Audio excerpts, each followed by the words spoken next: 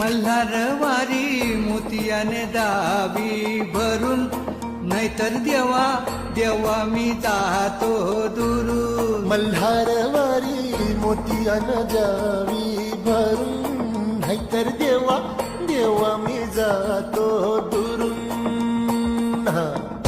ओढलावती अशी जीवान गावाकडची पापी